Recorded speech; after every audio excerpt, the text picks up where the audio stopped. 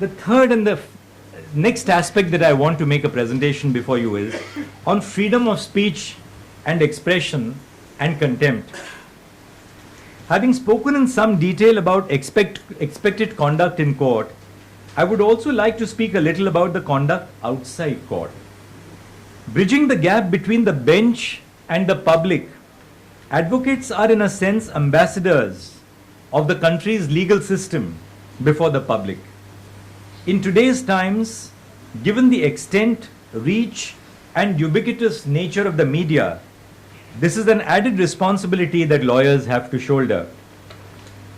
It is your duty to be careful of the things you say to the media, especially when it seems to you that a media trial is a possibility in a certain case.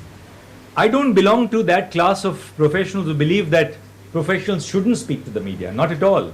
The media has a vital stake and role in the legal profession because we are a public interest profession. But you have to be careful in terms of the fair representation that you make before the media. Of course, as a lawyer, you have a moral, civic, and professional duty to speak out when you see an injustice, and it is also an extension of your freedom to speech and expression. However, you must bear in mind that the exercise of such rights and the performance of such duties is circumscribed by your obligations to the client, the profession, and the administration of justice, and the exercise of your freedom and expression does not impinge upon litigants' right to a fair trial.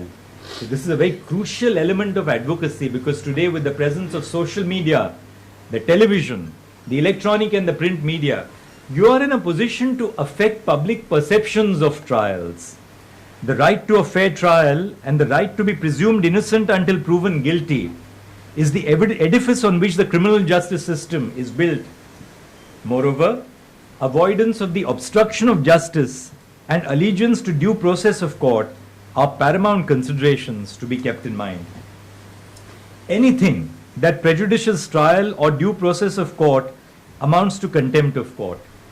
While this is a power that the bench uses sparingly, and in my mind must be used sparingly, it exists for a reason. The reason is clear.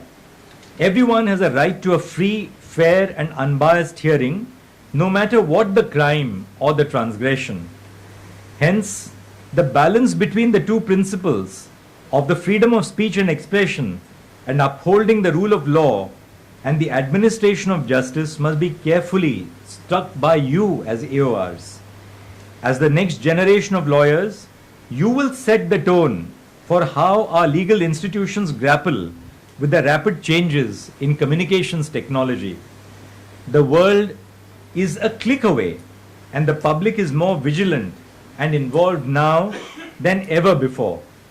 Knowing the persuasive and influential value of what you say and how it affects the public and the administration of justice, it becomes all the more important for you to self-regulate. Hence, some amount of tact and decorum and courtesy must always underlie any public statements that you make. This way, the court will also not be put in a position where it has even to consider the need to resort to contempt, which is a matter of last resort. I do not discourage you from using your social capital as lawyers to encourage public respect for and to try and improve the administration of justice. Use your social capital. You use your voice to criticize the legal institutions too. However, make sure that you do not become fatalistic. The law is an institution worth protecting, and you as lawyers must seek to ensure that people believe in the institution and repose faith in the institution. The criticism and disenchantment can also be channeled into constructive feedback and being a participant in improving the system. Actively contributing in reforming the system is also an apt response to the criticism of some that the AOR institution merely creates a rent-seeking intermediary that extracts rent by letting out its name and adding no value to the system. So let's be very clear that we do not reinforce this cynicism of this system become really becoming a rent-seeking intermediary. In the next aspect, I want to spend a few minutes on pendency. The Supreme Court of India is the highest court of appeal in the country. As such, the volume of cases received by the court on a daily basis is numerous. You've all seen what happened in the court today itself, the last day of the last week. A case may be brought before the court only if it involves a substantial question of law that must be answered by the court for public benefit. In these circumstances, a huge part of the court's work involves deciding whether a case brought before it is fit to be heard or whether it should be disposed of. If the case clears the stage of admission, then it is deemed fit to be heard. The responsibility which is cast on an AOR before the Supreme Court of India gains added importance in the context of the staggering case pendency that the institution is required to grapple with. According to data aggregated 1 week ago, there are 58,168 matters pending before the Supreme Court alone. This includes both admission matters as well as regular hearing matters. While the judiciary has taken measures to combat pendency, the battle cannot be won without reinforcement from lawyers, especially the advocates on record. It is the duty of AORs to file case briefs that are cogent and precise in order to enable the court to ascertain the issue at hand and decide on admission in a time-efficient manner. It is also their duty to ensure that frivolous matters that do not involve a substantial question concerning public interest are not brought before the apex court. This is particularly significant in the light of the alarming increase in the number of cases being filed before the court that do not appear to fulfill this criterion. Studies documenting the deteriorating state of access to justice in our country have shown that the sheer case pendency is a systemic problem and therefore is one that demands implementing enduring reforms driven by concerted and collaborative action. For the judiciary to continue to dispense justice effectively and to fulfill its constitutional mandate of safeguarding the rights of ordinary citizens, the bar and bench must unite. If we do not unite, our own dysfunctionality will lead to the dysfunctionality of the system. The need of the hour is to unite in working towards solving a problem that threatens the ability of the system to deliver timely justice. As one of the most important and principal stakeholders in the judicial process, AORs can be the forces of transformation and must engage in a fine balancing act to assist in alleviating case pendency. As those exclusively entrusted with filing cases before the Supreme Court, AORs can commit to a number of measures that will positively inform the adjudicative process. This necessarily includes being foremost guided by the principles of professional responsibility and ethics in their conduct.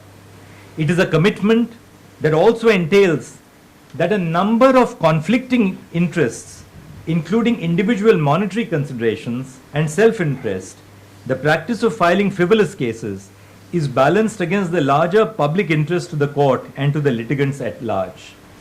Finally, let me deal with ADR. Another avenue through which AORs may assist the court in reducing pendency is by suggesting alternate dispute resolution as viable alternatives to litigation to their clients in matters that do not involve significant public rights and duties. In other words, in matters that do not involve a substantial question of law concerning public interest, ADR mechanisms such as arbitration, mediation, and conciliation may be more effective ways of resolving disputes. And by mediation and conciliation, I do not only refer to formal mediation and conciliation under Section 89, but the informal give and take that takes place between lawyers in the coffee room, when you talk to each other in the corridors, in trying to resolve disputes between their clients. Although it is not impossible that private disputes may in certain cases involve substantial questions of public or constitutional law, there is a large volume of private disputes that do not entail such considerations and may hence sorted out be through an ADR mechanism that would also allow more time and consideration to the needs of parties and therefore better safeguard the interests of clients. The cumulative effect of such conscious choices to move away from litigation would not only result in a significant reduction in existing pendency before the courts, but also a decline in the number of matters being filed before the courts on a daily basis. This is where the role of lawyers and AORs in particular comes into question.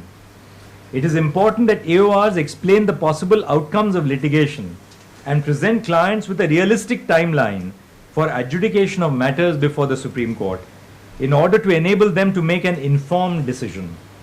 I think that's another very important facet, namely your ability to communicate with your client, to enable your client to make an informed decision for herself or himself. In pursuance of a lawyer's duty to the court, he or she must value the time of the court as well as that of the litigant.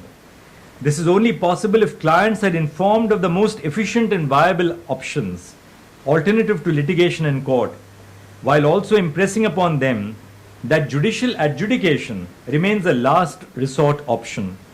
In this way, the assistance of the AOR as well as of the lawyer in the construction and maintenance of a judicial system that is both efficient and responsive to the needs of the people is indispensable and invaluable. One of the last thoughts I would like to leave you with is the importance of your solemn duty to engage in pro bono work. India as a country is riddled with myriad forms of inequalities and injustices. We spoke about that just this morning in the judgment which I delivered on the Karnataka reservations while upholding the reservations for the SCs and STs. These inequalities are also manifested in disparities in access to justice. The problem of access to justice is deep and pervasive in India and has affected the ability of the legal system and judicial process to respond to injustice. Compounded with the grave problem of pendency of litigation in India that has engulfed the legal system, there is an urgent need for reform at various levels, including the involvement of various important stakeholders, including advocates. Access to justice and quality of the legal process is largely in the hands of legal practitioners. If the legal profession were to be likened to any other business activity, then a large number of citizens who do not have the financial means to appoint the best lawyers would either be unrepresented or poorly represented. On the other hand, fierce loyalty to clients and overzealous representation may harm opponents, affect third parties, and the general public by adversely affecting the delivery of justice. We must not forget that law is above all a noble profession, and that lawyers, by virtue of their training and profession, are in a best position to make a substantial difference to the cause of access to justice due to their exposure and understanding of the judicial system and the legal process. In comparison with various other countries, especially developed legal systems of the West, India ranks very poorly as far as lawyers' pro bono work is concerned, both in terms of quantity and quality. That's why in amending our rules for designation of senior counsel, we have now made it expressly as a stipulated requirement. This is not just an individual loss for the person who does not get good legal representation. Every case of injustice reflects a collective failure on the part of the members of the profession who act against the most basic tenets of our profession. Pro bono work is not an act of charity, it is your duty. The Bar Council of India rules note that lawyers have a duty to render legal aid to those who are genuinely in need of a lawyer, as free legal assistance to the indigent and oppressed is one of the highest obligations an advocate owes to society. In the beginning of this lecture, I asked, what does it mean to call ourselves legal professionals? What do we profess to? I hope I have been able to leave you with some thoughts about this while each of you comes to your own answers. Preparing for this examination and your subsequent journey as an AOR brings you several additional skills and knowledge. I sincerely hope that it will be used in accordance with the highest standards of the profession towards assisting in furthering the cause of justice. Thank you very much for your time and all the best for your exams.